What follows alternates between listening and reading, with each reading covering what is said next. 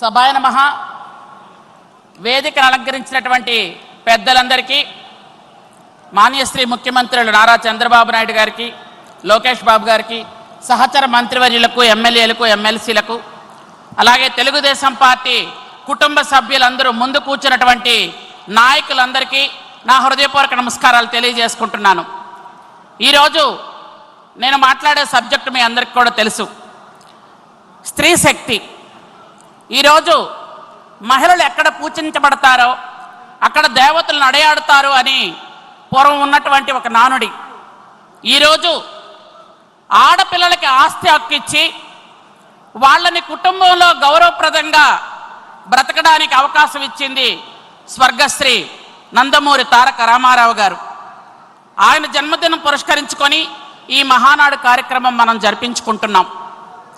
నందమూరి తారక రామారావు గారు ఆడపిల్లలకు ఆస్తి హక్కుతో పాటు స్థానిక రిజర్వేషన్లో 9% ఇచ్చారు ఆ రోజు.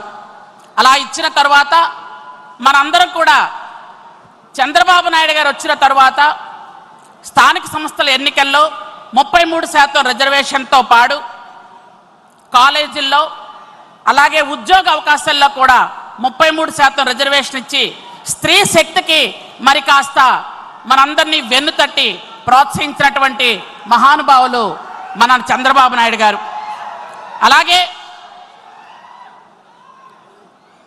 గత ప్రభుత్వంలో జగన్మోహన్ రెడ్డి అక్క చెల్లెమ్మలు అని పిలిచి నుదుటి మీద ముద్దు పెట్టి నెత్తి మీద ఒక గుద్దు గుద్ది వాళ్ళని కింద పడేసిన పరిస్థితి మీ అందరికీ కూడా తెలుసు.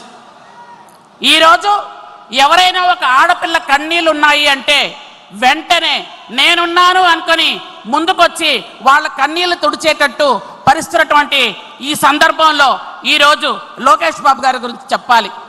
ఒక వాట్సాప్ మెసేజ్ పెట్టినా, ఎవరైనా ఒక లెటర్ రాసినా, ఎవరైనా ఒక కబురు ఉంచినా చాలు వెంటనే లోకేష్ బాబు గారు స్పందించి ఆ ఆడపిల్లకి రక్షణగా ఉంటున్నారు.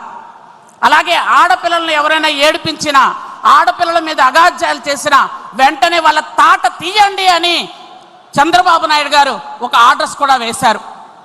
ఆ రోజు అమరావతిలో మహిళల్ని బట్టలు ఊడదీసి వాళ్ళంతా అసభ్యకరంగా వాళ్ళని కొట్టి, అలాగే చాలామంది ఈరోజు వేదిక మీద ఉన్నటువంటి మాలాంటి చాలామంది ప్రజాప్రతినిధుల్ని పూర్తిగా అసభ్యకరమైన పోస్టు పెట్టి ఎంతో హింసించేవాళ్ళు. ఈరోజు చూసుకున్నట్టయితే మహిళల్ని భద్రతతో బాధ్యతగా ఈ పార్టీ ఆ పార్టీ అని చూడకుండా ఎవరైనా కామెంట్ చేస్తే ఊరుకోను అని ఒక నిర్ణయం చెప్పినటువంటి చంద్రబాబు నాయుడు గారికి మహిళా లోకం అంతా కూడా రుణపడి ఉంటామని మనందరం కూడా తెలియజేసుకోవాలి. ముఖ్యంగా అమ్మని చెల్లిని బయటకు గెంటేసినటువంటి నాయకుడున్న ఈ జిల్లాలో మమ్మల్ని అందరినీ సొంత అక్క చెల్లిలా చూసుకుంటున్నటువంటి లోకేష్ బాబు గారి నాయకత్వంలో ఈరోజు రాష్ట్రంలో మహిళలందరూ కూడా క్షేమంగా ఉన్నారు. ముఖ్యంగా గత కాలంలో చంద్రబాబు నాయుడు గారు 3వసారి ముఖ్యమంత్రిగా ఉండేటప్పుడు తల్లి బిడ్డ ఎక్స్ప్రెస్ అని ఒక ఎక్స్ప్రెస్ తీసుకురావడం జరిగింది. మహిళలకి ఒక బిడ్డను జన్మనిచ్చిన తర్వాత ఆ మహిళని ఆ బిడ్డని తీసుకెళ్లి తల్లి బిడ్డ ఎక్స్ప్రెస్లో దించడం జరుగుతుండేది. అది గత కాలంలో దాదాపు 15 లక్షల మంది మహిళలకి అది ఎంతో సేవ చేసింది. కానీ గత సైకో జగన్మోహన్ రెడ్డి ఈ జిల్లాలో ఉన్నటువంటి పులివెందుల పులి అని చెప్పుకుంటున్నటువంటి పిల్లి మనందరం కూడా మాట్లాడితే వెంటనే ఏదైనా వేరే రాష్ట్రానికి పారిపోతున్నటువంటి ఒక అసమర్థుడు మహిళల తాలూకా ఎన్ని పథకాలు క్యాన్సిల్ చేశాడు అనంటే చాలా పథకాలు, 1 కాదు 2 కాదు. తల్లి బిడ్డ ఎక్స్ప్రెస్, ఎన్టీఆర్ బేబీ కిట్స్, అన్నామృతం, తల్లి సురక్షా పథకం, సామూహిక సీమంతాలు, మహిళలకి ఉచిత వైద్య పరీక్షలు, బాలామృతం, తల్లి బిడ్డ చల్లగా, సైకిళ్ళ పంపిణీ, సకల బాలికల సంరక్ష, పెళ్లి కానుక, దీపం పథకం, డ్వాక్రా మహిళలకి రుణాలు, ఇలాంటి చాలా పథకాలను రద్దు చేసి మా అక్క చెల్లెలందరికీ కూడా నెలకి 3000 రూపాయలు ఇస్తాను, బీసీ ఎస్టీ ఎస్సీ మైనారిటీ అందరికీ కూడా నేను డబ్బులు ఇస్తానని నమ్మబలికి ఎవరికి కూడా పైసా ఇవ్వకుండా తిరిగి డ్వాక్రా గ్రూపులందరికీ కూడా ఈరోజు డ్వాక్రా గ్రూపులు ఉన్నాయంటే చంద్రబాబు నాయుడు గారు మానస పుత్రిక. డ్వాక్రా గ్రూపులు పెట్టి మహిళలందరినీ ఆర్థికంగా ఎదగడానికి చేయూతనిస్తే అలాంటి డ్వాక్రా గ్రూపులకి రుణాలు ఇవ్వకుండా డ్వాక్రా గ్రూపుల్లో ఉన్నటువంటి మహిళలు డబ్బులు తినేసినటువంటి దేవాంతకుడు ఎవరయ్యా అంటే సైకో జగన్మోహన్ రెడ్డి అని మీ అందరికి కూడా చెప్పక తప్పదు. ఇక్కడ ఉన్న వాళ్ళందరూ కూడా కార్యకర్తలు కాదు, అందరూ లీడర్లు. మీరందరూ కూడా సమావేశాలకు వెళ్ళి చెప్పే పరిస్థితి. సమావేశాల్లో ఖచ్చితంగా అందరికీ కూడా ఒక విషయం మాత్రం చెప్పదలుచుకున్నాం.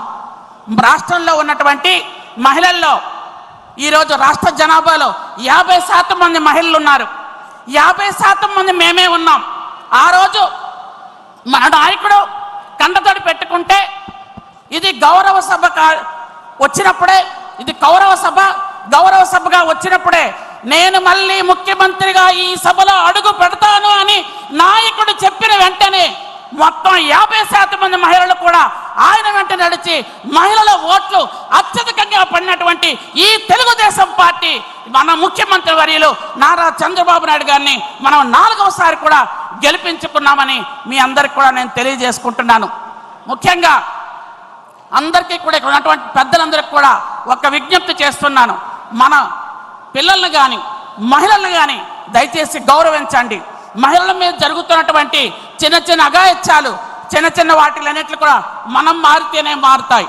ఎందుకంటే ఎంతమంది పోలీసులు ఉన్నా కానీ మన తెలుగుదేశం పార్టీ కుటుంబ సభ్యులందరూ కూడా పోలీసుల్లాగుండి మహిళలను రక్షించమని మరొక్కసారి మీ అందరికీ తెలియజేసుకుంటూ ఈరోజు నాకు ఈ అవకాశం ఇచ్చినటువంటి చంద్రబాబు నాయుడు గారికి హృదయపూర్వకంగా ధన్యవాదాలు తెలియజేసుకుంటూ, ఒక గిరిజన మహిళని నేను ఈరోజు రాష్ట్ర మంత్రిగా ఇక్కడ ఉన్నాను అంటే ఒక సామాన్య గిరిజన కుటుంబంలో పుట్టి నాలాగే ఇంకొక 2 సోదరీమణులు ఉన్నారు. 3 మహిళా మంత్రులు. గత కాలంలో మహిళా మంత్రుల్లాగా ప్రెస్లకు మాత్రమే కనిపించే మంత్రులు కాదు, స్వశక్తితో నిర్ణయాలు తీసుకొని మీరు పని చేయండి అని భుజం తట్టి మమ్మల్ని ముందుకు పంపిస్తున్నటువంటి చంద్రబాబు నాయుడు గారికి, లోకేష్ బాబు గారికి నా హృదయపూర్వకమైనటువంటి ధన్యవాదాలు తెలియజేసుకుంటూ మమ్మల్ని ఆశీర్వదించిన మీ అందరికీ మరొక్కసారి నా హృదయపూర్వక ధన్యవాదాలు. జై హింద్, జై తెలుగుదేశం. చంద్రబాబు గారి నాయకత్వం, లోకేష్ బాబు గారి నాయకత్వం. జోహార్ ఎన్టీఆర్. జై తెలుగుదేశం. ధన్యవాదాలమ్మా. ఈ స్త్రీ శక్తి మీద ఇప్పుడు మాట్లాడడానికి జాతీయ అధికార ప్రతినిధి టి జ్యోత్స్న గారిని ఆహ్వానిస్తున్నాం.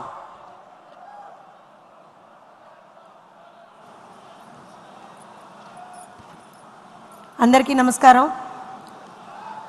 స్త్రీ శక్తి అనేటువంటిది ఒక పదం కాదు. తెలుగుదేశం పార్టీకి స్త్రీల పట్ల, మహిళల పట్ల ఉన్నటువంటి నిబద్ధతకి అది ఒక రూపం. ఇవాళ 6 పాయింటర్స్ ఏవైతే పార్టీ నుంచి ఇస్తున్నారో అందులో స్త్రీలకి ఏ విధమైనటువంటి ఒక ఇంపార్టెన్స్ పార్టీ ఇస్తోంది అనడానికి ఇంతకు మించినటువంటి నిదర్శనం లేదు.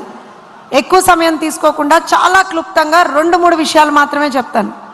సాధారణ మధ్యతరగతి కుటుంబం నుంచి వచ్చినటువంటి నేను, ఏ విధమైనటువంటి రాజకీయ బ్యాక్గ్రౌండ్ లేనటువంటి నేను ఇవాళ ఇక్కడ ఈ వేదిక మీద నుంచొని మాట్లాడగలిగేటువంటి ఒక అవకాశాన్ని కల్పించినటువంటి పార్టీ తెలుగుదేశం పార్టీ.